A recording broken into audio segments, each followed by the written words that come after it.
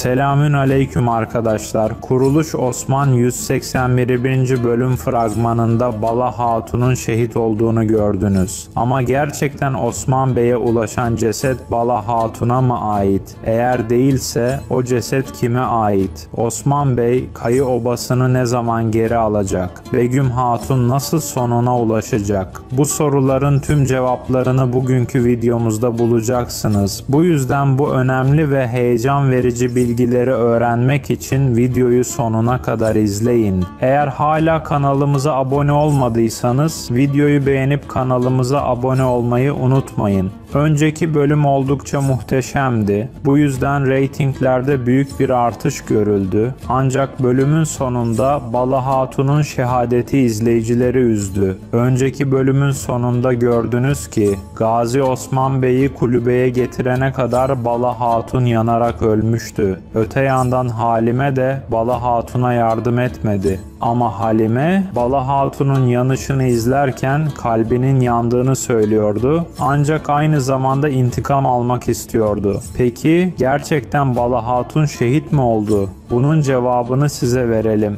Tarihsel açıdan bakıldığında Bala Hatun'un vefatı 1324 yılında Osman Bey'den sonra gerçekleşmiştir. Yani tarihsel olarak değerlendirildiğinde Bala Hatun'un vefatına daha çok zaman var. Burada gerçek farklıdır. Bala Hatun'u oradan birisi çıkarıp götürdü. Gazi Osman Bey oraya gittiğinde Begüm Hatun iki kızı orada tutmuştu ve onlar Bala'nın yanışını izliyordu. Osman Bey kulübeye ulaştığında Halime'nin elinde bir kılıç görünüyordu. Bu kılıcı boşuna tutmamıştı. Bunun arkasında bir hikaye saklıdır. Ya Halime, Begüm Hatun'un hizmetçisini öldürüp ateşe attı ve Bala Hatun'u oradan çıkardı, ya da Begüm Hatun ile birlikte olan kızlardan biri Bala Hatun'u kurtarmaya çalıştı. Burada şu da olabilir ki bir kız diğerini durdurmaya çalıştı ve aralarında bir kavga çıktı. Sonuç olarak birisi orada öldü ve Osman Bey'e ulaşan ceset o kızın olabilir. Diğer kız ise Bala Hatun'u alıp oradan başka bir yere götürmüş olabilir. Haber kaynaklarına göre de Bala Hatun'un karakteri Kuruluş Osman'dan ayrılmıyor. Yorum yaparak siz de düşüncelerinizi paylaşın. Sizce Bala Hatun gerçekten şehit mi oldu? Eğer olmadıysa onu kim kurtardı? Begüm Hatun'dan bahsedecek olursak onun hainliğinin cezası yalnızca ölümdür ve artık uzun süre yaşamayacaktır. Ulugan önümüzdeki 1-2 bölüm içinde sonuna ulaşacaktır. Öte yandan Halime, Begüm Hatun'un hainliğini herkese açıkladı ve balayı ateşe atan kişinin Begüm Hatun olduğunu söyledi. Bu yüzden Begüm Hatun'un karakteri önümüzdeki bölümde veya 182. bölümde sona erecek. Osman Bey'in Kayı Obası'nı ne zaman geri alacağına gelince 181. bölümde Osman Bey Kayı Obası'na saldırırken görünecek. Setten sızan bazı görüntülerde Cerkutay ve diğer askerlerin de Osman Bey'in yanında olduğu, obanın dışında Moğollara ok attıkları görülüyor. Önümüzdeki bölümlerde Osman Bey intikamını alırken Moğolları öldürerek obayı geri alacak. Bu hikaye son derece heyecan verici ve merak uyandırıcı. Her bölümle birlikte yeni olaylar ve yeni açılar ortaya çıkıyor. Bu da izleyicileri kendine çekiyor. Bala Hatun'un şehadeti meselesi de gizemli bir dönemeçtir ve hakkında çeşitli teoriler öne sürülüyor. Bazı insanlar Bala Hatun'un hala hayatta olduğunu ve birisi tarafından kurtarıldığını düşünüyor. Bazıları ise onun gerçekten şehit olduğuna inanıyor. Ancak tarihsel gerçekler gösteriyor ki Bala Hatun Osman Bey'den sonra vefat etmiştir. Bu yüzden dizide de onun ölümü şu an gösterilmeyebilir. Begüm Hatun'un karakteri de önemli bir dönemeçtir. Onun ihaneti ve kurnazlığı izleyicileri şaşırtmıştır. Ancak artık Halime onun oyunlarını açığa çıkardığına göre Begüm Hatun'un sonu yaklaşmaktadır.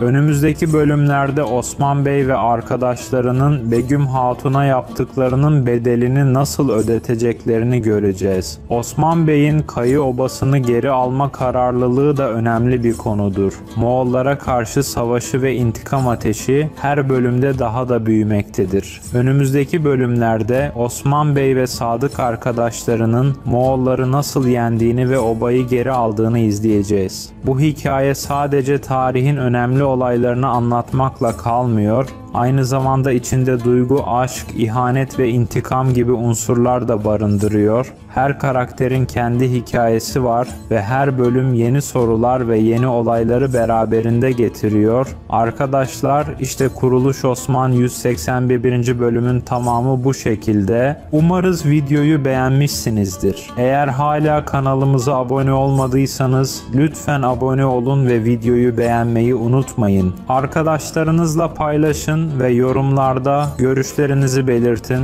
Bir sonraki bölümde tekrar görüşmek üzere. Bugünkü videomuzun sonuna geldik. Bir sonraki videoda görüşürüz üzere. Allah'a emanet olun.